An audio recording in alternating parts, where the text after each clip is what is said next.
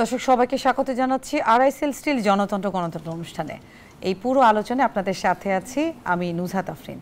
আর আজকে আমার সাথে স্টুডিওতে মজুদ রয়েছেন আমাদের অত্যন্ত প্রিয়ভাজন রাজনীতি বিশ্লেষক এবং নির্বাহী সমন্বয়কারী গণসংহতি আন্দোলনের আবুল হাসান রুবেল।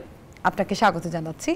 এবং ঠিক তারপরেই আমার ডান দিকে রয়েছেন মোহাম্মদ মিরাজ মিয়া, যুগ্ম সদস্য সচিব, জাতীয় নাগরিক পার্টি এনসিপি। আপনাকেও স্বাগত জানাচ্ছি। আর কিছুক্ষণের মধ্যেই আমাদের সাথে যোগ দিবেন আজিজ বাড়ি হেলা, তথ্য বিষয়ক সম্পাদক, বিএনপি। আপনারা যেমনটি জানেন যে গতকালকে থেকে এবং আজকে সারাদিন যে সংঘর্ষটি আলোচনার মূল কেন্দ্রে ছিল, সারাদিনে চট্টগ্রামে যে স্থানীয় লোকজন এবং সেই সাথে শিক্ষার্থীদের মধ্যে কাল রাত ঠিক 12টা থেকে সংঘর্ষ ঘটার পর থেকে একটার পর একটা সংঘর্ষ, দফায় দফায় সংঘর্ষ। এবং সেই যে বিষয়টি বা যে ঘটনাটি খুবই আলোড়ন সৃষ্টি করেছে সেটি হচ্ছে ছাদ থেকে একটা পর্যায়ে অনেক বন্ধু একসাথে, তার মধ্যে একজনকে ছাদ থেকে ফেলে দেওয়া হলো। এই বিষয়টি একটি তাৎপর্য বহন করে এবং হঠাৎ করে কেন একই সাথে বিভিন্ন বিশ্ববিদ্যালয়ে বিভিন্ন ধরনের দাবি দাওয়া নিয়ে হাতাহাতি বা সংঘর্ষের এই ঘটনাগুলো ঘটছে, কখনো দুই দলের মধ্যে, কখনো আইনশৃঙ্খলা বাহিনীর সদস্যদের সাথে ছাত্রদের। আমরা যেমনটি জানি কৃষি বিশ্ববিদ্যালয়ে জোর দাবিতে তারা আজকে ঘেরাও করেছে, আন্দোলন করেছে এবং ট্রেনের একটি বিশেষ বগেও তাকেও তারা রুখে দিয়েছে তাদের আন্দোলনের কারণে। সেই সাথে বিগত কয়েকদিন ধরেই বুয়েট শিক্ষার্থী এবং সেই সাথে চুয়েট সব বাংলাদেশে, সারা বাংলাদেশে যে প্রকৌশল শিক্ষার্থী রয়েছেন তারা তাদের দাবিতে আন্দোলন এখনও জারি রেখেছে। এই সমস্ত বিষয়গুলো মাথায় রেখে আমরা আজকে আমাদের আলোচনায় বিষয়বস্তু নির্ধারণ করেছি হঠাৎ কেন উত্তপ্ত হলো ক্যাম্পাস। শুরুতেই জানতে চাচ্ছি আবুল হাসান রুবেল, আপনার কাছ থেকেই শুরু করতে চাচ্ছি। ছাদ থেকে ফেলে দিল একজন শিক্ষার্থী, সেটা শিবির নেতা কিনা সেটা নিয়ে এখন আবার আলোচনা সমালোচনা হচ্ছে। হঠাৎ করে কিভাবে? আমরা জানি যে গত রাতে একজন শিক্ষার্থী, যেখানে তারা হলে জায়গা পায় না, অনেক শিক্ষার্থী বাসা নিয়ে হোস্টেলের মতো থাকে এবং চিটাগাং ইউনিভার্সিটি এটা নতুন নয়, সেই সাথে বিভিন্ন বিশ্ববিদ্যালয় এটা নতুন নয়। বাসায় ঢোকা নিয়ে সংঘর্ষের সূত্রপাত, সেটি এলাকায় একটা সামষ্টিক একটা বিশাল সহিংস ঘটনায় রূপ নিল এবং আজকে সারাদিনে সেই পরিস্থিতি আমরা দেখলাম। এই পুরো পরিস্থিতিটাকে কিভাবে ব্যাখ্যা করছেন? এর অনেকগুলো দিক আছে আসলে। প্রথমত আমি চট্টগ্রামের যে ঘটনাটি গতকালকে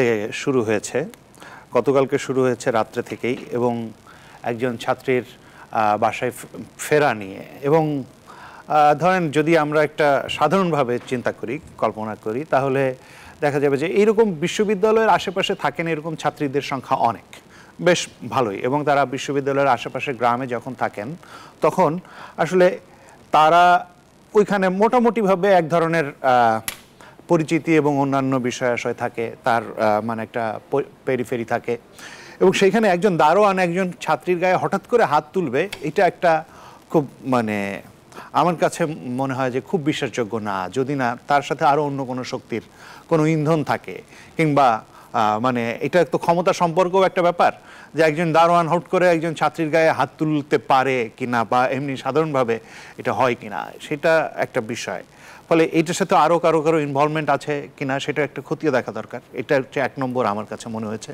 2 নম্বর হচ্ছে, আমরা যেভাবে খবরটি পেয়েছি, জেলা প্রতিনিধিও আমাদেরকে জানিয়েছেন যে সেখানে নেহায়েত 12টার মধ্যে গেট বন্ধ হয়ে যায়, 11:15টার দিকে বা 11:30টার কিছু পরে ছাত্রী ঢুকতে চেয়েছে, যখন খুলছিল না সেই পর্যায়ে বিভিন্ন ধরনের বাকবিতণ্ডায় একটা পর্যায়ে দারোয়ান হামলা করেছে, এবং দারোয়ান যখন হামলা করলো তখন ওই বিল্ডিংয়ে তারও ছাত্রছাত্রী ছিলেন, তারা তখন নেমে আসলেন এবং একটা পর্যায়ে দারোয়ান পালিয়ে গেল, এবং এইখান থেকে এলাকাবাসী সেই দারোয়ানকে সমর্থন করেছেন। খুব সাধারণভাবে আমরা এই ঘটনাটি পেয়েছি।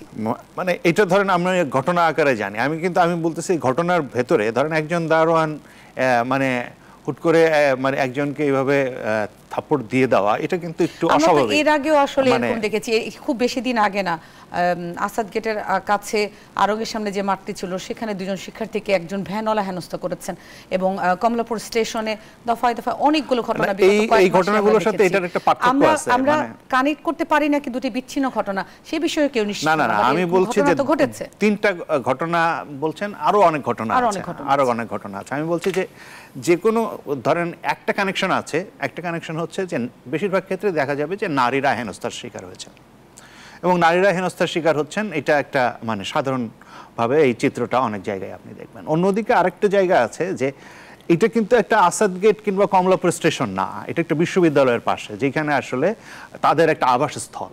ফলে এই ঘটনাটা একটু আলাদাও বলেও আমার কাছে মনে হয়েছে আর কি, এই দিক থেকে আলাদা। সাধারণভাবে নারীর হেনস্থার ঘটনা ঘটছে, নানা ধরনের ভাবে হেনস্থা করা হচ্ছে, সেটা একটা বিষয়। অন্য আর একটা বিষয় আমি বলবো যে ওই একভাবে ওইখানে অন্যান্য ঘটনা বলি, ধরেন চট্টগ্রাম বিশ্ববিদ্যালয়ে আমি জানি যে বহুদিন থেকে, প্রায় বেশ কিছুদিন থেকে ওইখানে সান্ধ্য আইন একটা কার্যকর করার চেষ্টা চলছে। ফলে সান্ধ্য আইন আগে 10টা, এখন বোধহয় 10টা পর্যন্ত ঢুকতে পারে বা পারে, সেটাকে কমিয়ে দেওয়ার একটা চেষ্টা চলছে। ফলে সেইটার সাথে যোগাযোগ থাকার সম্ভাবনা আছে। ধরেন একটা মতামত যখন তৈরি হয়, একটা জায়গা যখন এক ধরনের মতামতের বিস্তার ঘটতে থাকে, তখন ওইটা অন্য জায়গায়ও এফেক্ট করে। ফলে এই সমস্ত জায়গার সাথে একটা আবহাওয়া বা পরিবেশ কিভাবে আসলে অন্যান্য সমস্ত মানুষকে এফেক্ট করে, সেটা একটা বিষয়। আবার এর সাথে অন্য কারো যুক্ততা আছে কিনা, সেটা আরেকটা বিষয়। এবং পরবর্তীতে আমরা দেখলাম যে আসলে এটা একটা সহিংস রূপ নিল, এবং সহিংস রূপ নেওয়ার পরে এখানে মানে এমন এমন ঘটনা ঘটা শুরু করলো যেগুলো আসলে মানে কল্পনার অতীত আর কি। প্রায় মানে শত শত আহত, অনেকে রক্তাক্ত, এই যে পরিস্থিতিটা তৈরি হলো। তারপরে আবার ময়মনসিংহে দেখলাম আমরা একই ধরনের ঘটনা তৈরি, মানে কাছাকাছি ধরনের ঘটনা তৈরি হচ্ছে।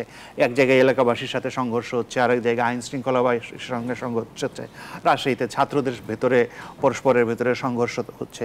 এই সংঘর্ষগুলো বা এই ধরনের ঘটনাগুলো এখন কার্যক্রম নাই, এই যে এই পরিস্থিতিগুলো যে সৃষ্টি করা হচ্ছে, এইটার পেছনে আসলে অন্য কোনো মানে জায়গা আছে কিনা, মানে এইখানে অন্য কোনো ঘটনা ঘটানোর জন্য আরো কোনো তৎপরতা আছে কিনা, সেটাও একটা চিন্তার জায়গা হতে পারে বলে আমার কাছে মনে হয়।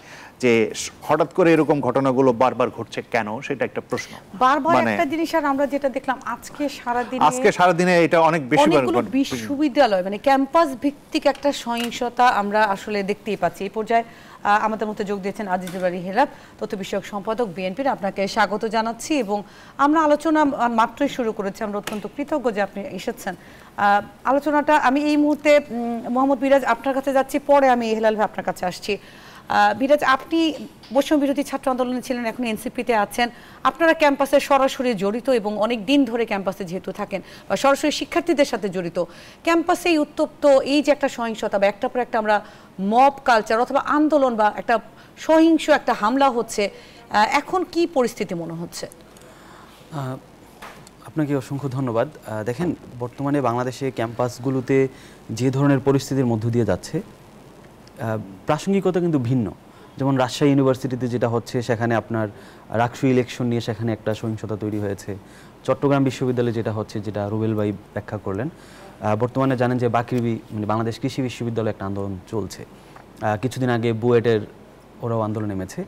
তো আপনি যদি এটা খেয়াল করেন যে আসলে এটা একটা, আমার কাছে মনে হয়েছে যে এটা একটা প্রি ডিজাইনড একটা পরিস্থিতি তৈরি করা হচ্ছে। আপনি যদি লক্ষ্য করে দেখেন যে ভারতের বাংলাদেশ নিয়ে যদি তাদের আপনি বক্তব্যগুলো খেয়াল করেন, তারা একটা সময় বাংলাদেশে কিন্তু তারা নির্বাচন, তারা মানে খুব করে তারা নির্বাচন চেয়েছে বারবার, যে বাংলাদেশে কখন নির্বাচন হবে। এবং ভারতের সেনাপ্রধানও বলেছে যে বাংলাদেশে যদি যতক্ষণ না নির্বাচিত সরকার আসছে ততদিন পর্যন্ত তারা বাংলাদেশের সাথে সম্পর্ক ওইভাবে উন্নয়ন করবে না। কিন্তু খুব ইন্টারেস্টিংলি আপনি যদি এখন দেখেন, এখন কিন্তু ভারত বাংলাদেশে নির্বাচন চায় না। তারা বাংলাদেশে ততক্ষণ পর্যন্ত নির্বাচন চায় না যতক্ষণ না পর্যন্ত তাদের একজন এজেন্সি এই নির্বাচনে পার্টিসিপেট করার মতো নিশ্চয়তা তারা মানে নিশ্চিত করতে না পারছে। দেখেন, এখন জাতীয় পার্টিকে কেন্দ্র করে আওয়ামী লীগকে পুনর্বাসন করার চেষ্টা চলছে বলে আমরা বিভিন্ন সংবাদ মাধ্যম থেকে, রাজনৈতিক নেতৃবৃন্দ থেকে আমরা শুনছি। তো এখন এই নির্বাচনে তারা চায় যে জাতীয় পার্টির মাধ্যমে আওয়ামী লীগকে পুনর্বাসন করার ক্ষেত্রে। তো এখন এই মুহূর্তে দেখেন, নির্বাচন কমিশন সহ এই জাতীয় ঐক্যমত কমিশনে যে আলোচনা হয়েছে, আজকে প্রধান উপদেষ্টার সাথে প্রধান 3টি দল আলোচনায় বসেছে। সেখানে জামাত স্পষ্ট করে বলেছে যে জাতীয় পার্টির কার্যক্রম তাকে নিষিদ্ধ করতে হবে। এনসিপি থেকেও আজকে দাবি জানিয়েছে যে জাতীয় পার্টি এবং 14 দলীয় যারা বিগত 15 বছরের স্বৈরাচারের সহযোগী ছিল এবং অবৈধ 3টা ইলেকশনকে যারা বৈধতা উৎপাদনের ক্ষেত্রে সহযোগী ছিল, তাদের কার্যক্রম নিষিদ্ধ করতে হবে। এরকম একটি পরিস্থিতিতে আসলে এখানে যেটা চলছে, ক্যাম্পাসগুলোকে আপনি যদি দেখেন, জুলাই গণ অভ্যুত্থানে এই অভ্যুত্থান হওয়ার পেছনে সবচেয়ে বড় ভূমিকা রেখেছিল কিন্তু ক্যাম্পাস। তো এই মুহূর্তে ক্যাম্পাসগুলোতে যখন ছাত্র সংসদ নির্বাচনগুলো প্রায় আলোচনায় শুরু হয়েছে, ছাত্র সংসদ নির্বাচনগুলো হবে, ডাকসু হবে, জাকসু হবে, রাকসু হবে, চট্টগ্রাম ইউনিভার্সিটিতে নির্বাচন হবে, এই মুহূর্তে দেখেন আপনি যদি এই বিশ্ববিদ্যালয়গুলোকে যদি এইটার উপর ভিত্তি করে যদি আপনি অস্থিতিশীল করে তুলতে পারেন, পুরো দেশটা কিন্তু অস্থিতিশীল হয়ে যাবে। বাংলাদেশে আসলে এই আপনি জানেন কিনা জানি না, যদি ডাকসু ইলেকশন যদি বন্ধ হয়ে যায়, যদি রাকসু ইলেকশন বন্ধ হয়ে যায়, বাংলাদেশের জাতীয় নির্বাচন কখন হবে সেটা কিন্তু অনিশ্চিত হয়ে যাবে, যেটা এই মুহূর্তে ভারত চাচ্ছে। যতদিন না পর্যন্ত তারা এখানে কোনো একটা নির্দিষ্ট জাতীয় পার্টি বলেন 14 দলীয় যে কোনো একটা পার্টিকে তারা এখানে নির্বাচনে নিয়ে আসতে না পারছে বা নিশ্চয়তা না পাচ্ছে, ততদিন পর্যন্ত তারা চাচ্ছেন এখানে নির্বাচন হোক। এটা একটা দৃষ্টিকোণ। আরেকটা আমাদের কাছে খুব ইন্টারেস্টিং মনে হয়েছে যে আপনারা জানেন যে বাংলাদেশে যেই জাতীয় আপনি দেখেন যে একটা জাতীয় গুম কমিশন হয়েছিল এখানে, সেখানে তারা যে রিপোর্ট দিয়েছে যে বাংলাদেশের পুরানা যে এস্টাবলিশমেন্ট থেকে শুরু করে ডিজিএফআই, পুলিশের এসবি, তারপরে বিভিন্ন এজেন্সি, তারাও এই জুলাই গণ অভ্যুত্থানে ছাত্রদের হত্যা করার সাথে তারা জড়িত ছিল স্পষ্টভাবে, গুম কমিশনের রিপোর্টে এসেছে। আপনি যদি জাতীয় মানবাধিকার কমিশনের যে ফ্যাক্ট ফাইন্ডিং যদি পক্ষে বিপক্ষে সমালোচনা আছে, আমরা যেটা বলছি যে সমালোচনা আছে, কিন্তু আপনি যদি জাতিসংঘের ফ্যাক্ট ফাইন্ডিং রিপোর্টটাও দেখেন, সেখানেও তারা প্রায় 70 জনের মতো একটা তালিকা করেছে যারা সেনা সদস্যের সাথে রিলেটেড কিন্তু ছাত্র জনতাকে গুলি করেছে। তো ওই জায়গা থেকে কিন্তু দেখেন তারাও একটা পুরনো এস্টাবলিশমেন্টও সেখানে চাচ্ছে যে আওয়ামী লীগকে আবার কিভাবে কোনো একটা ওয়েতে ব্যাক নিয়ে আসা যায়। এক্ষেত্রে যেটা চলছে আপনি পরিকল্পিতভাবে দেখেন, গত কয়েকদিন আগে 2 দিন আগে যে নুরুল হক নূরের উপর যে আক্রমণটা হয়েছে, সেখানে আপনি দেখেন যে নুরুল হক নূর তার একটা দলীয় কার্যক্রম করছে, সেই তার দলীয় কার্যক্রমকে আপনি মব বলে তাকে এমনভাবে, এটা তো সেনাবাহিনীকে তো এই ধরনের আপনাকে দেয় না তো রাষ্ট্রের আইন যে এক মানে রাজনৈতিক দলকে এভাবে পিটানোর। তার পাশেই যে জাতীয় পার্টির যে অফিস, সেখানে গণ অধিকার পরিষদের নেতৃবৃন্দের সাথে আমার কথা হয়েছে, তারা বললো যে সেখানে 4টা হত্যা মামলার আসামি জিএম কাদের সেখানে বসা ছিল তার অফিসে। সেনাবাহিনী তাকে প্রোটেকশন দিয়ে নিয়ে গিয়েছে, কিন্তু নুরুল হক নূরকে লাঠি দিয়ে বাস দিয়ে কিভাবে খুঁচিয়ে খুঁচিয়ে মেরেছে।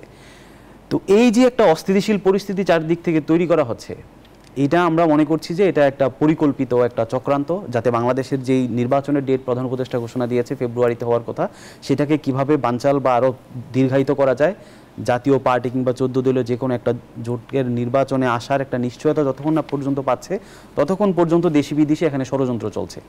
তো এই ক্ষেত্রে আসলে রাজনৈতিক দলগুলোকে যেমন ব্যবহার করা হচ্ছে, আবার পাশাপাশি রাজনৈতিক এরকমও মেসেজ দেওয়া হচ্ছে যে এই যে ডাকসু নির্বাচন বা জাকসু নির্বাচন, রাকসু ইলেকশন, এখান একটা উত্তপ্ত পরিস্থিতি তৈরি করার চেষ্টা চলছে বলে আমরা মনে করি। এগুলো প্রি প্ল্যান্ড বা একটা ডিজাইনের মধ্যে যাচ্ছে। জনাব আজিজ বারী হেলাল, এই পর্যায়ে আপনার কাছে আসতেই চাচ্ছি, আমরা আলোচনা শুনছিলাম দুজনেরই, আমার সুনির্দিষ্ট প্রশ্ন হচ্ছে, ক্যাম্পাসে হঠাৎ করে অনেকগুলো ক্যাম্পাসে একসাথে রাকসু, জাকসু এবং ডাকসু নির্বাচনের ঘোষণা দিলেও ঢাকা ইউনিভার্সিটি যখন উদ্যোগ নিল, তার পরবর্তীতে আমরা দেখছি কিন্তু একই সাথে খুব অল্প কয়েকদিনের মধ্যে হঠাৎ করে বিভিন্ন জায়গায়, যদিও বিভিন্ন ইস্যুতে, হঠাৎ আমরা সহিংস ঘটনা, ধাওয়া পাল্টা ধাওয়া, সংঘর্ষ এবং হামলা, এই ঘটনাগুলো দেখছি। এবং দল ভেদে যে রাজনীতি নিয়ে বা নির্বাচন নিয়ে বিশ্ববিদ্যালয়গুলোতে এক ধরনের সহিংসতা চলছে, এই সবগুলো কি আপনারাও মনে করছেন যে পরিকল্পিত? হঠাৎ করে কেন এই সহিংসতা বাড়লো? দেখুন, যে বিশ্ববিদ্যালয়গুলো এখন আপনার নির্বাচনী মৌসুম, যে নির্বাচন হলো ডাকসু নির্বাচন, চাকসু, রাকসু, জাকসু, সব নির্বাচন হলো ছাত্র আন্দোলনের সবচেয়ে সৌন্দর্যের দিক। সেই নির্বাচনগুলো এখন অনুষ্ঠিত হচ্ছে, কিন্তু আমরা দেখছি যে বিভিন্ন বিশ্ববিদ্যালয়ে, বিশেষ করে আজকে চট্টগ্রাম বিশ্ববিদ্যালয়, গতকালকে দেখলাম বাংলাদেশ কৃষি বিশ্ববিদ্যালয়, আপনার ছাত্রদের সাথে শিক্ষকদের সংঘর্ষ, আবার চট্টগ্রাম বিশ্ববিদ্যালয়ে দেখলাম কর্মচারীদের সাথে ছাত্রদের সংঘর্ষ।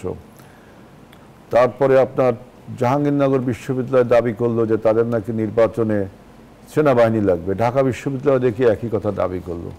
আবার দেখলাম ঢাকা বিশ্ববিদ্যালয়ে ডাকসু নির্বাচন কিন্তু এখন অত্যাসন্ন, মানে ডাকসু নির্বাচনের প্রচারণা জমজমাট।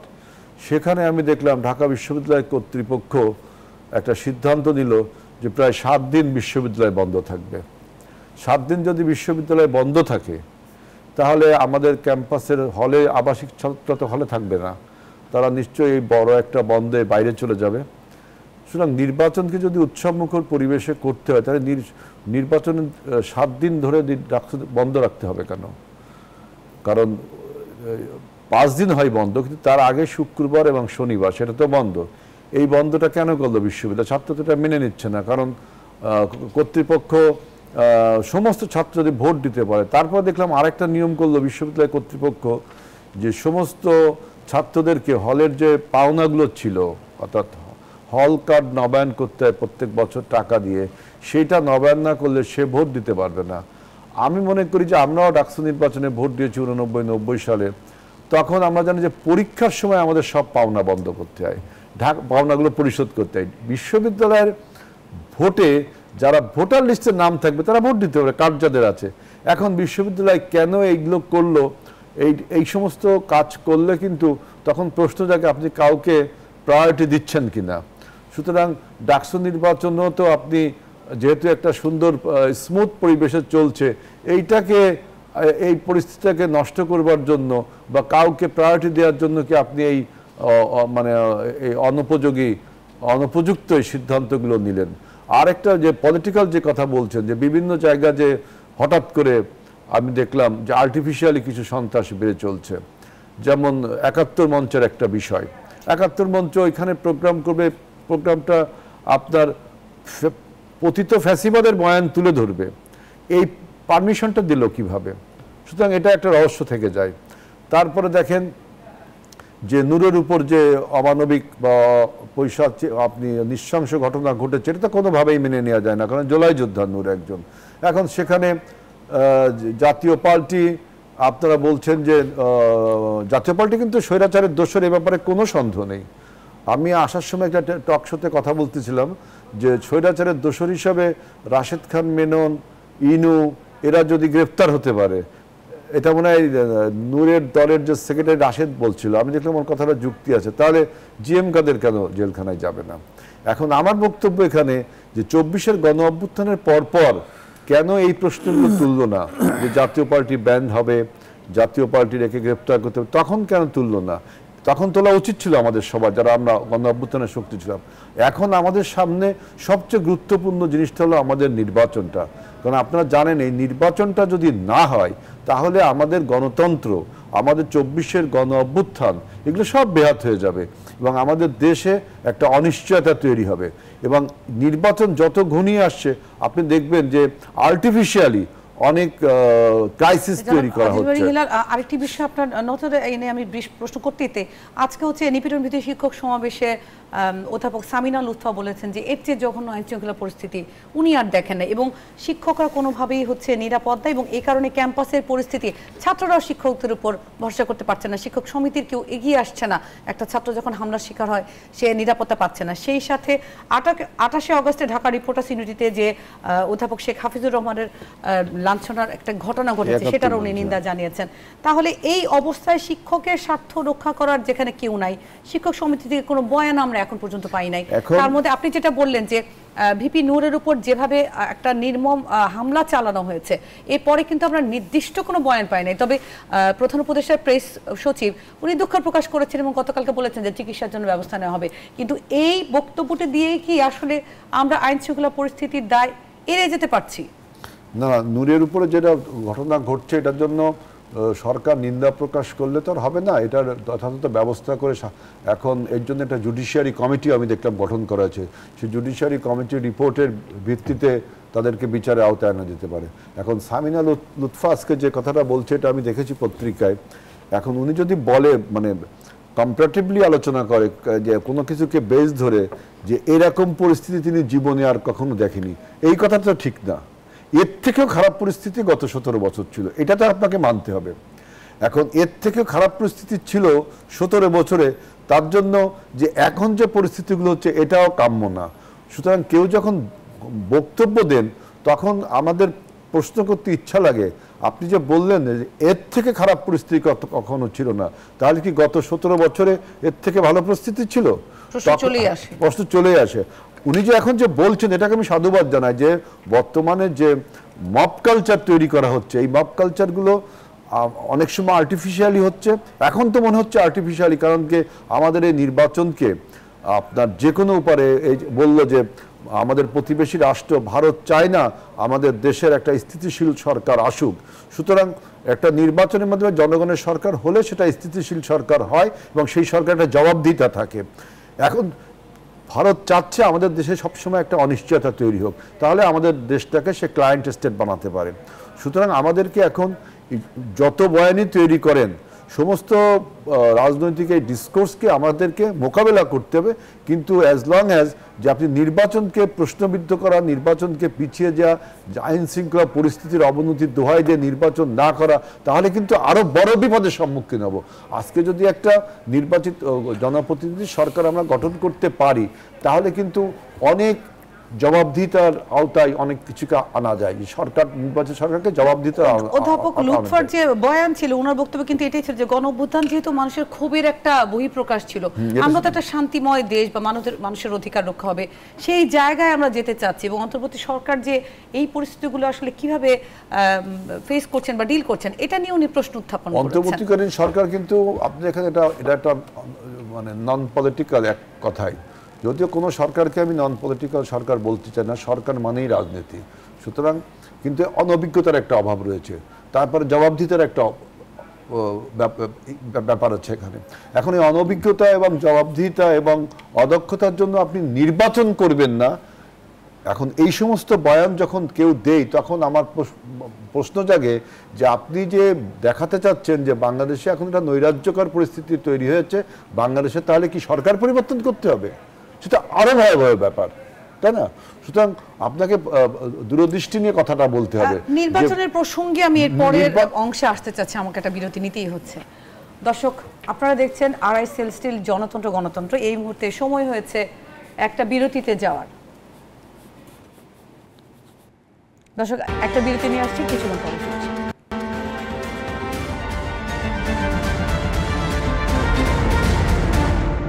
দর্শক, আপনাদেরকে আবারও স্বাগত জানাচ্ছি। আপনারা দেখছেন আরআইএসএল স্টিল জনতন্ত্র গণতন্ত্র। আমরা আলোচনায় ছিলাম ক্যাম্পাস হঠাৎ করে এত উত্তপ্ত কেন হয়েছে। এই পর্যায়ে আবুল হাসান রুবেল, আপনার কাছে আবার আসতে চাচ্ছি। আমরা অনেকগুলো বিষয় আসলে আলোচনার মাধ্যমে তুলে ফেলাম। আমি একদম সরাসরি যদি বলি, আজকে হচ্ছেন সাবেক ভিপি নূরকে হামলার পরবর্তীতে আজকে উনি বেডে দিয়েছেন, আইসিইউতে নাই, সবই ঠিক আছে, কিন্তু আমরা যখন দেখলাম যে পৈশাচিক একটা আক্রমণ হলো, সেটা নিয়ে রুহুল কবির রিজভী আজকে সংবাদ সম্মেলনে উল্লেখ করেছেন তাকে দেখতে যে এটা নিয়ে প্রশ্ন কেন উঠছে না, বা আমরা আন্দোলন করার পরে একটা কমিটি করে দেওয়া হয়েছে, এবং অপরদিকে আমরা যখন দেখি যে রংপুরে জাতীয় পার্টির মাধ্যমে সংবাদ সম্মেলন করে তারাও সেখানে কথাবার্তা বলছেন, বিষয়গুলো একটা খুব ঘোলাটে বা ধোঁয়াশা টাইপের একটা কিছু মনে হচ্ছে না? রাজনৈতিক অবস্থাটা আসলে কি? না, প্রথমত বলি যে নূরের উপরে যে আক্রমণ হয়েছে, এটা বর্বর এবং নৃশংস আক্রমণ হয়েছে, এবং তাকে তার অফিসে গিয়ে আসলে আক্রমণটা করা হয়েছে। এটা মানে কোনোভাবেই এরকম নয় যে নূর কোথাও আক্রমণ করতে গিয়েছিল, তাকে সেইখানে পুলিশ বাধ্য হয়ে পিটিয়েছে বা এরকম কিছু না আর কি। এটা খুব বোঝা যাচ্ছে যে আসলে তাকে পেটানো হয়েছে একদিকে, অন্যদিকে মানে ওই যে কাদের সাহেবকে নিরাপত্তা দেওয়া হয়েছে। ফলে জাতীয় পার্টি নিরাপত্তা পাচ্ছে, আর এইখানে গণ অভ্যুত্থানের অন্যতম আমাদের সহযোদ্ধা, আমাদের ভাই মানে নূর, সেইভাবে আহত হচ্ছে। এটা তো আসলে কোনোভাবেই এই গণ অভ্যুত্থান পরবর্তী বাংলাদেশে গ্রহণযোগ্য না। এটা কেন হচ্ছে?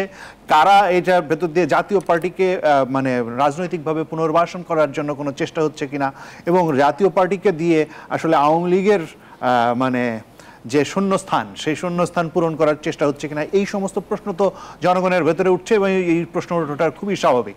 এই জায়গাটা আসলে বাংলাদেশে একটা গুরুত্বপূর্ণ বিষয়। বাংলাদেশে গণ অভ্যুত্থান পরবর্তী সময়ে জাতীয় পার্টি প্রথম দিকে আসলে প্রধান উপদেষ্টার ওইখানেও আমন্ত্রণ পেয়েছে, আমরা প্রতিবাদ করায়, বিভিন্ন সময়ে প্রতিবাদ করায় আসলে পরে তারা আসলে আর আমন্ত্রণ পায় নাই। অন্য আরও অনেক দল, নূররাও এটার প্রতিবাদ করেছে, এবং তারা পরবর্তীতে আমন্ত্রণ পায় নাই। কিন্তু এই যে জাতীয় পার্টিকে বিশেষ ট্রিটমেন্ট দেওয়া হচ্ছে কেন, কি কারণে, এটা আমাদের কাছে একটা প্রশ্ন। মানে একটা প্রশ্ন আপনার সাথে বলি যে এতদিন ধরে আমরা তো জুলাই আন্দোলন থেকে 24 থেকে এখন 25, 1 বছর হয়েছে। 1 বছরে তো অনেকগুলো পদক্ষেপ এখানে আসতে পারতো, হঠাৎ করে এখন কেন একটা মবের মাধ্যমে বা একটা মিছিলের মাধ্যমে প্রতিবাদ হচ্ছে? অবশ্য রাশেদ খান তাদের সমর্থন, উনি বলেছেন, সহসম্পাদক উনি বলেছেন, গতকালকে বলেছেন, আজকেও বলেছেন যে আমরা আসলে লিখিতভাবে এখন যদি এই মুহূর্তে প্রমাণ না করতে পারি যে জাতীয় পার্টি নির্বাচনের অন্তরায় কিনা বা ফ্যাসিস্ট সরকারের যে বিগত সরকারের দোসর কিনা, তাহলে হয়তো বা নির্বাচনের পথে আগানোটা জটিল হয়ে যাবে। হঠাৎ করে এই আন্দোলনটা বেগবান কেন হলো এবং এই ঘটনা মানে এই জায়গায় আমার অন্য আরেকটা ইয়েও আছে, ধরেন বাংলাদেশে একটা নির্বাচনকে ঘিরে একটা ধরনের শঙ্কা আছে, মানুষের ভেতরে শঙ্কা আছে এবং নানা ধরনের মানে নির্বাচনটা আদৌ হবে কিনা এটা নিয়ে মানুষ এখনো পর্যন্ত আসলে যথেষ্ট পরিমাণে কনভিন্সড না। কার্যক্রম হয়ে গেছে আজকে ভোটের না, সংখ্যা মানে এইটা সত্ত্বেও হ্যাঁ এই আপনি জনগণের কাছে জিজ্ঞেস করে দেখেন, মানে রাস্তাঘাটে আপনি যান জনগণের কাছে জিজ্ঞেস করে দেখেন, তারা বলবে যে নির্বাচন আদৌ হবে কিনা সেটা নিয়ে জনগণের ভেতরে শঙ্কা আছে। তাহলে এই শঙ্কাটা তৈরি হচ্ছে কেন? কারণ নানা ধরনের কথা আসলে আমরা শুনছি, নির্বাচন অমুক না হলে নির্বাচন হতে দেওয়া হবে না, তমুক না হলে নির্বাচন হতে দেওয়া হবে না, মানে এই যে এইভাবে এক একটাকে একটার আরেকটার মুখোমুখি করা হচ্ছে, এইটাকে আমরা অনেকদিন আগে থেকে বলছি যে এটা হচ্ছে বাংলাদেশের জন্য একটা বিপজ্জনক ব্যাপার। কারণ একটা গণ অভ্যুত্থান পরবর্তী সময়ে একটা দেশকে যদি আসলে ঠিকঠাক মতো দাঁড়াতে হয় তাহলে তার স্থিতি দরকার, আর এই স্থিতিটা একটা গণতান্ত্রিকভাবে আসতে হলে তাহলে আসলে তার একটা নির্বাচনের প্রক্রিয়ার ভেতরে যেতে হবে। বাংলাদেশে বিচার, সংস্কার, নির্বাচন এগুলোকে সেপারেট করে করে একটার আরেকটা মুখোমুখি করার যে চেষ্টা, এটা বাংলাদেশকে পিছিয়ে দেবে।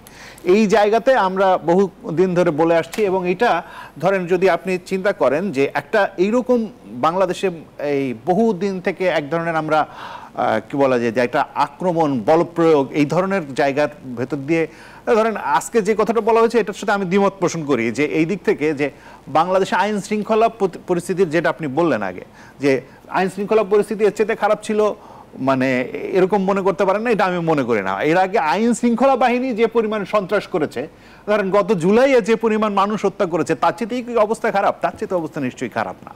মানে এটা যদি আমরা দেখি জুলাই অগাস্টে, মানে ফলে এই জায়গায় মানে এই জায়গায় যে আমি যেটা বলতে চাই যে এই জায়গাতে এসে যেখানে ঘটনাটা ঘটছে যে একটা আমাদের প্রত্যেকেরই একটা আসলে এখন একটা কি বলা যেতে পারে যে ম্যাচিউর। সরাসরি জিজ্ঞেস করি, আপনি কি মনে করছেন যে পরিকল্পিতভাবে এই মব অথবা হচ্ছে আন্দোলনকে উস্কে দেওয়ার বিভিন্ন পরিকল্পনা চলছে? আমার কাছে মনে হয়, এবং আমরা বিভিন্ন ধরনের মাধ্যমে দেখতে পাচ্ছি যে অনেক টাকা ঢালা হচ্ছে এবং বিভিন্ন ধরনের মানে মাধ্যম ওই যে এস আলম এবং অন্যান্যদের টাকা ঢালছে, এই সমস্ত কথাবার্তা আসছে।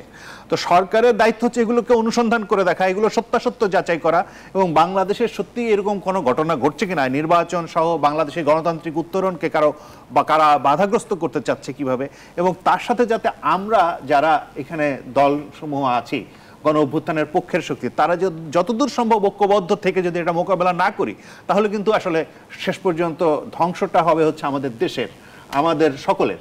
ফলে এই জায়গায় আমাদের খুবই ম্যাচুরিটির পরিচয় দিয়ে এই জায়গাটা রক্ষা করতে হবে আর কি। মোহাম্মদ মিরাজ ভাই, আপনার কাছে আমি আবার আসতে চাচ্ছি। আপনি এর আগেও খুব স্পষ্ট করেই বলেছেন যে জাতীয় পার্টি আওয়ামী লীগের একটা শক্তি হিসেবে কাজ করাতে চাচ্ছে কিনা বা কোনো একটা মহল তাকে ইন্ধন দিচ্ছে কিনা, সহযোগিতা করছে কিনা, এর প্রশ্নে আজকে কিন্তু রংপুরের যে নগরী সেন্ট্রাল রোডে জাতীয় পার্টির যে দলীয় কার্যালয় সেখানে তারা একত্রিত হয়েছেন এবং ঢাকার যে অফিস তারা বড় বড় নেতা তারা সেখানে পাহারা দিচ্ছেন যেন পরবর্তীতে আর কোনো হামলার ঘটনা না ঘটে। এবং সেখানে দুপুরে দলের কোর চেয়ারম্যান মোস্তাফিজুর রহমান উনি সাংবাদিকদেরকে বলেছেন যে জাতীয় পার্টি অনেক পুরনো দল, তারা ক্ষমতায়ও ছিল, বিরোধী দলও ছিল, তাদেরকে যদি নির্বাচন করতে দেয়া না হয় তাহলে নির্বাচন প্রশ্ন। তারাও ঠিক একই টোনে কথা বলছেন যে তাদেরকে যদি নির্বাচন করতে না দেয় তাহলে নির্বাচন প্রশ্নবিদ্ধ হবে। এবং সেই সাথে উনি বলেছেন, আমি তার একটি কথা আমি কোট করেই বলছি, আমি পুলিশ ও সেনাবাহিনীকে শুভেচ্ছা জানাচ্ছি, তারা মব বন্ধ করেছে এবং এই মব সংস্কৃতি চলতে থাকতে দেশে অস্থিতিশীল পরিস্থিতি হবে। এই বক্তব্যের সাথে আপনার কি মনে হচ্ছে, আপনি একমত? দেখেন, আপনি যদি হচ্ছে জাতীয় পার্টির ইয়েটা দেখেন যে 2014 সালে যখন একতরফা মানে বিনা প্রতিদ্বন্দ্বিতা যখন নির্বাচনটা হলো তখন জাতীয় পার্টি থেকে কিন্তু তখন আপনার মন্ত্রী হয়েছে, কিন্তু আমরা দেখলাম যে সেই নির্বাচনটাকে গ্রহণযোগ্য দেখানোর জন্য আওয়ামী লীগ জাতীয় পার্টিকে বিরোধী দল বানায়। এখন বিরোধী দল থেকে তো আসলে মন্ত্রী হতে পারে না, অর্থাৎ সরকার দলই ছিল, আওয়ামী লীগই ছিল জাতীয় পার্টি, পরবর্তীতে পার্লামেন্টে কেউ আসে নাই দেখে তাকে বিরোধী দল বানানো হয়েছে। 2018 সালের নির্বাচন, 24 সালের নির্বাচন, জাতীয় পার্টি এই যে ফেসিবাদী যে অবৈধ 3টা নির্বাচন, এই নির্বাচনে তারা বিরোধী দল হিসেবে থেকে তারা এটার নির্বাচনটাকে বৈধতা দিয়েছে। এবং ইভেন আপনি যদি দেখেন জাতীয় পার্টির যিনি আছেন যে শামীম হায়দার পাটোয়ারি বর্তমানে যিনি আছেন দায়িত্বে, তার যদি আপনি 2024 সালের ইলেকশনের যদি আপনি পোস্টারটা দেখেন সেখানে স্পষ্ট ভাষায় লেখা আছে যে আওয়ামী লীগ মনোনীত, তিনি জাতীয় পার্টির কিন্তু তার পোস্টারে লেখা আওয়ামী লীগ মনোনীত প্রার্থী উনি। তাহলে যে আওয়ামী লীগ যদি ফেসিবাদের দায়ে, আওয়ামী লীগ যদি গণহত্যার দায়ে নিষিদ্ধ হতে পারে, তাহলে জাতীয় পার্টি কেন নিষিদ্ধ হবে না, জাতীয় পার্টির কার্যক্রম কেন স্থগিত হবে না? তখন তো নির্বাচন করার জন্য 14 দল জোট অনেক কিছু হয়েছে। না, আমি যেটা বলছি দেখেন 14 দল তো আওয়ামী লীগের সাথেই ছিল, তারা তো এটার বৈধতা দিয়েছে। 14 দলের হচ্ছে আপনি যদি মেনন রাশেদ খানের কথা বললেন যে তারা এখন জেলে আছে, এবং তাহলে জাতীয় পার্টিও তো 14 দলের অংশ ছিল, জাতীয় পার্টি কেন নয়? জাতীয় পার্টির জিএম কাদেরের নামে আপনার স্পষ্ট 4টা হত্যা মামলা আছে, তাকে পুলিশ প্রোটেকশন দিচ্ছে, অথচ জুলাই যোদ্ধা নূরকে হামলা চালাচ্ছে। তো এই জায়গাটি থেকে আসলে আমরা মনে করছি যে এখানে জাতীয় পার্টির যে ইস্যুটা, এটা একটা সর্বদলীয় ফেসিবাদ বিরোধী যারা আছে তাদের ঐক্য হওয়া প্রয়োজন, যে জাতীয় পার্টির অবস্থাটা নির্বাচনের আগেই, যেহেতু জাতীয় পার্টির উপর ভর করে আওয়ামী লীগ আসতে যাচ্ছে। তো এই জায়গাটা থেকে আমাদের আসলে খুবই দুঃখজনক, যেটা আমি চাই যে হেলাল ভাই সেটা পরিষ্কার করবেন। আমরা সম্প্রতি দেখতে পাচ্ছি যে জাতীয় পার্টির নতুন যিনি চেয়ারম্যান হয়েছেন, যে মাহমুদ সাহেব, তার সাথে আমরা দেখি যে উপদেষ্টা সালাউদ্দিন এবং মির্জা ফখরুল ইসলাম আলমগীর একসাথে বসে আড্ডা দিচ্ছেন। তখন আমাদেরকে আসলে কিছুটা বিব্রত বোধ হইতে হয় যে যেই ফেসিবাদ কায়েম করেছে, যারা ফেসিবাদের বৈধতা দিতে তারা মতামত উৎপাদন করেছে, বৈধতা দিয়েছে, তাদের সাথে কিভাবে একটা ফেসিবাদ বিরোধী দল যাদের দীর্ঘ লড়াই সংগ্রাম আছে, একজন মহাসচিব দলের তিনি কিভাবে একসাথে করেন। তো এই জায়গাটা থেকে আসলে আমরা মনে করছি যে আসলে এই যে আমি বারবার বলছি, দেখেন যে ইন্ডিয়া কিন্তু এই ইউনূস সরকার যখন ক্ষমতায় আসে তখন তারা প্রো ইলেকশন পন্থী ছিল, তারা বাংলাদেশে দ্রুত নির্বাচন চায়, কিন্তু এখন তারা দ্রুত নির্বাচন চায় না। জাতীয় ঐক্যমতের যে ধারণা যে আমরা এক টেবিলে বসবো, একসাথে আলোচনা করব, ভিন্ন মত থাকতে পারে কিন্তু আমরা এক থাকবো, সেক্ষেত্রে একসাথে চা পান করা বা একসাথে বসা কি অন্যায়? আমরা যেটা বলছি যে দেখেন, আমরা কিন্তু কখনো নির্বাচনের বিরোধিতা করি নাই। আমরা বলছি প্রয়োজনীয় নির্বাচন আপনি ডিসেম্বরে নিয়ে আসেন, কিন্তু আমাদের দাবিটা ছিল ভিন্ন, যে আমরা গণপরিষদের মাধ্যমে নতুন সংবিধান চেয়েছি। তো এই জায়গাটাতে আসলে বিএনপি যেই পন্থাটা অবলম্বন করেছে সেটা খুবই রং একটা পন্থা। তারা আসলে ওয়ান সলিউশনের দিকে গিয়েছে, যে নির্বাচন মানে সকল সলিউশন। বিএনপি আসলে দেখেন, আপনারা কি মনে করছেন গণপরিষদ করা এবং হচ্ছে হঠাৎ করে সংবিধান চেঞ্জ করা, এটা কি খুব অল্প সময়ের মধ্যে করা সম্ভব? এটা কি দীর্ঘমেয়াদী পরিকল্পনা দরকার নাই? না, আপনার হচ্ছে দেখেন এই যে আপনার যেই জুলাই সনদটি হয়েছে, আমরা বলছি যে এটির একটি সাংবিধানিক এবং আইনি ভিত্তি দিতে হবে। এখন জুলাই সনদের মধ্যে 84টা বিষয় সকল রাজনৈতিক দল একমত হয়েছে যে এই 84টা বিষয় আমাদেরকে নতুন বাংলাদেশে বাস্তবায়ন করতে হবে। এখন এই 84টা বিষয়ের মধ্যে আপনার 60টা বিষয় আছে যেগুলো সংবিধান রিলেটেড। আপনার এই 84টা বিষয়ের মধ্যে এই 60টা যদি আপনি বাস্তবায়ন করতে চান, তাহলে আপনাকে সংবিধানে এগুলোকে অন্তর্ভুক্ত করতে হবে। বিভিন্ন নেতা, রাজনৈতিক দলের লোক, তারা তো বিভিন্ন শুধু আলোচনায় না, একদম জনগণের মাঠে যে সভাগুলো হয় সেখানেও বলছে যে যদি আপনি সংবিধানকে অমান্য করেন তাহলে তো অন্তর্বর্তীকালীন সরকারও অসংবিধানে নেই। সেক্ষেত্রে আপনারা কি বলবেন? কিন্তু বৈষম্য বিরোধী আন্দোলনে তো আপনারাও ছিলেন, সেখান থেকে তো এই সরকারটি প্রবর্তন হলো না। সংবিধানের অমান্য করার বিষয়টি হচ্ছে দেখেন, এই সরকারকে আসলে যেভাবে বৈধতা দেওয়া হয়েছে সেটি হচ্ছে সুপ্রিম কোর্টের মাধ্যমে আপনার এই কারেন্ট কনস্টিটিউশনের 106 আর্টিকেলের একটা রেফারেন্স দিয়ে বৈধতা দেওয়া হয়েছে। তো এই জায়গাটি থেকে আসলে এখন আপনি যদি সংবিধান যদি সংশোধন না করেন, নতুন সংবিধান যদি আপনি না যান, তাহলে আপনার এই যে আপনি যে এই যে 84টা বিষয় সকল রাজনৈতিক দল একমত হলো যে আমার আপার হাউস হবে, আপার হাউসে পিআর হবে, প্রধানমন্ত্রীর ক্ষমতা কার্টেল হবে, তারপরে আপনার এই যে সংসদের এবং হচ্ছে প্রেসিডেন্ট এবং প্রধানমন্ত্রীর মধ্যে ক্ষমতার ভারসাম্য হবে, তাহলে আপনি জুলাই সনদটা এটা বাস্তবায়ন কখন করবেন? এখন বিএনপি থেকে যেটা বলা হচ্ছে, তারা বারবার সংস্কারটাকে এই জন্য বিরোধিতা করছে, তারা বলছে যে আগামী সংসদে এগুলো করবে। তো আপনি যদি আগামী সংসদে, বিএনপি একা বলে না, সেখানে আরো কয়েকজন রাজনৈতিক দল ছিলেন এবং ঐক্যমত্যের কমিশনের কয়েক দফায় এই বৈঠকে প্রশ্নগুলো উঠে এসেছে। এই জায়গাটা আমি অ্যাড্রেস করতে যাচ্ছি। আপনি যদি দেখেন এই যে আপনার এই যে সংস্কারটা, আমি কেন বলছি, আচ্ছা আমরা এই আলোচনাটা আসতে চাই, তবে আমি আজিজুর রহমান আপনার মন্তব্যটা নিয়ে আমি বিরতিতে যাব।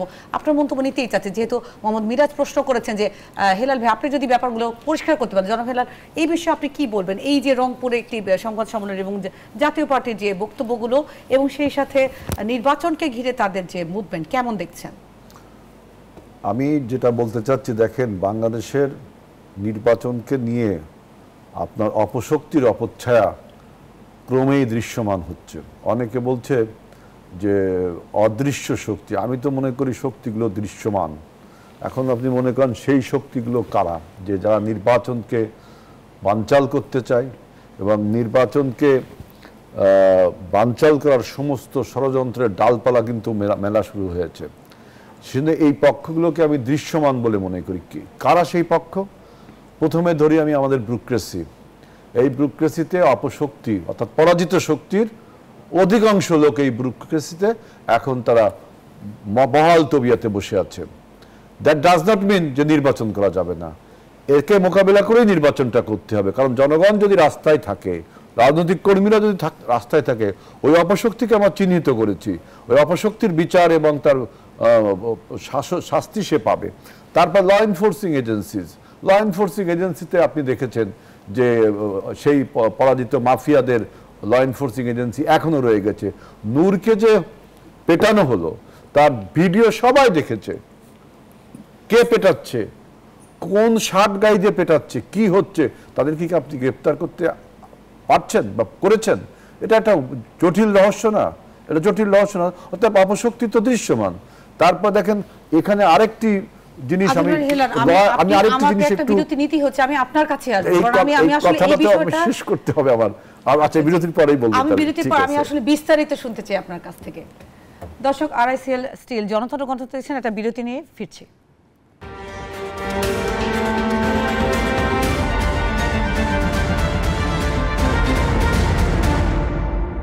দর্শক, আবারও স্বাগত জানাচ্ছি। আপনারা দেখছেন আরআইসিএল স্টিল জনতন্ত্র গণতন্ত্র। আমরা সরাসরি কথায় যেতে চাই। আজিজ বাড়ি হেলার, আমরা যেই কথাতে রয়েছিলাম, হঠাৎ করে এই সহিংসতা এবং বিভিন্ন জায়গায় জেলায় জেলায় ক্যাম্পাসে ক্যাম্পাসে হঠাৎ করে এই সহিংসতা কেন, এই উত্তরটাই আমরা জানতে চাই। যে প্রথমে আমি যেটা বললাম যে আমাদের অপশক্তি দৃশ্যমান, যেমন ব্যুরোক্রেসির কথা বলেছি, ল এনফোর্সিং এজেন্সির কথা বলেছি, এখন যেটা বলছি যে পতিত মাফিয়া, তাদের মাথা পালিয়েছে, লেজ রয়ে গেছে, তাই না? এবং এই পতিত মাফিয়ার প্যাট্রোনাইজার হলো প্রতিবেশী রাষ্ট্র, যেটা মিরাজ বলেছে, কিন্তু আমরাও বলছি, সবাই কিন্তু এখানে স্যাচুরেটেড। এরপরে সবচেয়ে গুরুত্বপূর্ণ যে পলিটিক্যাল পার্টিসগুলো, আমাদের দেশের পলিটিক্যাল পার্টিসগুলো যদি আপনার এমন কোনো বয়ান তৈরি করে যেটা আসলে প্র্যাগমেটিক না, যেটা আসলে বাস্তবিক না, সেই বয়ানটাকে যদি তিনি বারবার প্রচার করতে থাকে এবং এটা নিয়ে একটা অস্থির পরিবেশ তৈরি করে, তখন কিন্তু এই যে ব্যুরোক্রেসি বলেন, এই ল এনফোর্সিং এজেন্সি বলেন, পতিত মাফিয়া, নেইবার কান্ট্রিজ, তারা কিন্তু সুযোগ পেয়ে যায়। কারণ আমরা তো অভ্যুত্থানের সবাই শক্তি। যেমন আমাদের মিরাজ বলল যে জুলাই সনদের 84টার মধ্যে কতটা আমরা ঐক্যমত হয়েছি। আমরা পরিষ্কার জানি যে আপনি জুলাই সনদকে যদি লিগ্যাল ফ্রেমওয়ার্ক দিতে চান, তাহলে তার মানে আইনি ভিত্তি দিতে চান, তাহলে আপনাকে সংসদ লাগবে। এবং যেগুলো বিশেষ করে আমরা বলছি যেগুলো সংবিধান পরিবর্তনের সাথে জড়িত, সেগুলো সংসদ লাগবেই, আপনি যতই কথা বলেন। যেমন জুলাই ঘোষণা হয়েছে যে ডক্টর ইউনূস সরকারকে বৈধতা দেবে পরবর্তী সংসদ, কিন্তু এনসিপি তো তিনটি প্রক্রিয়ার কথা বলে, প্রক্রিয়াগুলো প্র্যাগমেটিক না, আমি আমার একটু বলবো প্র্যাগমেটিক না। আর যেগুলো আপনার সংবিধান পরিবর্তন করা লাগে না, সেগুলো কিন্তু নির্বাহী আদেশে অর্ডিন্যান্সের মাধ্যমে দেওয়া যেতে পারে, কোনো সমস্যা নেই, এটা সবাই একমত। আপনি অযৌক্তিক কিছু বললে তো আপনার দেশ ও জাতির বিপক্ষে চলে যাবে। আমাদের তো ভবিষ্যৎ রাজনীতিটা দেখতে হবে। কারণ কি, বিএনপি 4 বার দেশ পরিচালনা করে সে রাজনৈতিক অভিজ্ঞতা নিয়ে বলছে। আপনি দেখবেন ঐকমত্য কমিশনের সাথে আমাদের যতগুলো আলোচনা আছে, আমরা যে আর্গুমেন্টগুলো তুলেছি, এক্সপ্লেইন করেছি, এবং সেটা নিয়ে আমরা অনেক বক্তব্য দিয়েছি। অন্যান্য রাজনীতিতে সুপারফিশিয়াল একটা কথা বলে চলে যায়, যেমন গণপরিষদ। আপনি বলেন গণপরিষদ, যারা পলিটিক্যাল সায়েন্সের ছাত্র বা যারা রাজনৈতিক বিশেষজ্ঞ, তাদের উদ্দেশ্যে আমি বলছি, গণপরিষদ মানে কি? গণপরিষদের কাজ হলো যে সংবিধান রচনা করা। সংবিধান রচনা কখন করে? যখন নতুন একটি দেশ তৈরি হয়। যেমন স্বাধীনতা হয়েছিল 71 সালে, গণপরিষদের বসেছিল, সেখানে একটা সংবিধান তৈরি করা হয়েছে, তাই না? আমাদের এই 24-এর গণ অভ্যুত্থান তো আর স্বাধীনতা না। সুতরাং এখানে আপনি গণপরিষদ যদি করতে চাচ্ছেন, কি জন্য আরেকটু বলি, গণপরিষদের যখন সংবিধান রচনা করে, তখন শুধু পলিটিক্যাল পার্টির নেতারাই তো আপনার এমপি শুধু এমপিস কেন, ও রাজনৈতিক ব্যক্তিত্বটা কেন, অন্যান্য প্রফেশনালস লোকরাও কিন্তু গণপরিষদে থাকতে পারে। 300 আসনের এমপি থাকবে, দ্যাট ডাজ নট গণপরিষদ। এর সাথে আপনার অন্যান্য প্রফেশনালস, আপনাদের মিডিয়া ব্যক্তি থাকতে পারে, আপনাদের শিক্ষক থাকতে পারে, বুদ্ধিজীবী থাকতে পারে। অর্থাৎ গণপরিষদ একটা অনেক ভাস্ট ব্যাপার, একটা কম্প্রিহেনসিভ ব্যাপার। আপনি হঠাৎ করে এখন গণপরিষদ, আমাকে নতুন সংবিধান তৈরি করবো। সংবিধান তো আমাদের রয়েছে, সে 17 বার আমরা পরিবর্তন করেছি, আরো পরিবর্তন করা হবে।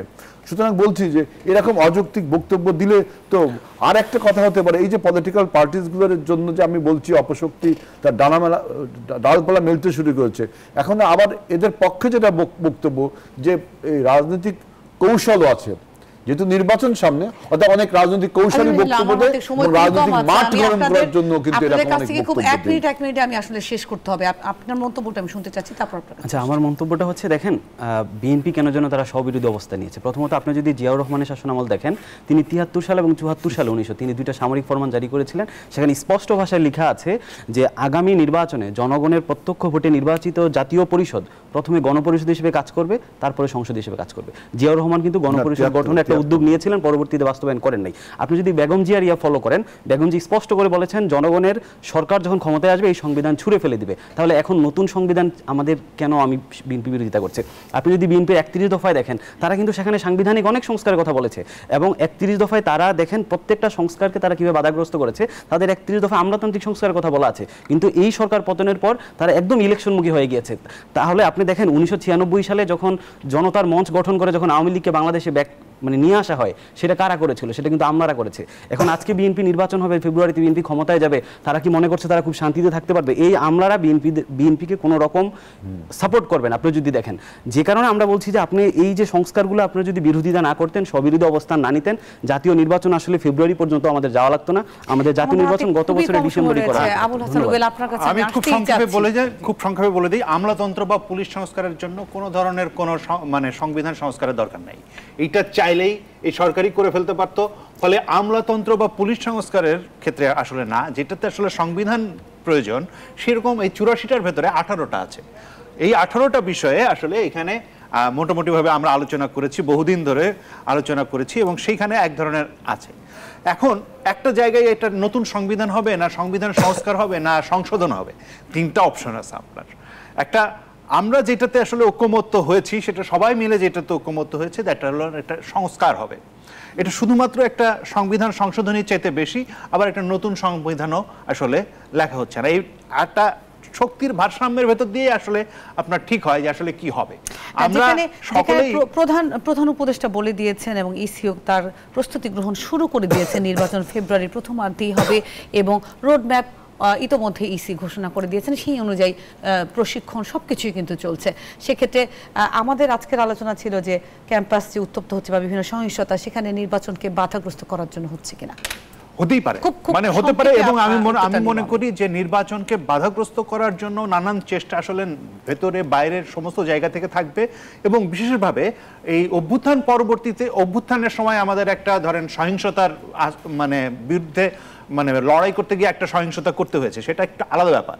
কিন্তু অভ্যুত্থান পরবর্তী সময়ে এই যে সহিংসতাকে নানাভাবে প্রশ্রয় দেওয়া, এইটা কিন্তু বাংলাদেশের গণতান্ত্রিক ভবিষ্যৎকেই একটা সামনে প্রশ্নের মুখে ফেলে দেবে। এই জায়গা থেকেও আমাদের যদি মনে করতে হয় যে এই ধরনের যত ধরনের সহিংসতাই হোক, এটা কিন্তু একটা গণতান্ত্রিক উত্তরণের জন্য বাধা। ফলে এইগুলোর বিরুদ্ধে আমাদের একটা সমস্ত রাজনৈতিক দলের ঐক্য দরকার বলে আমি মনে করি।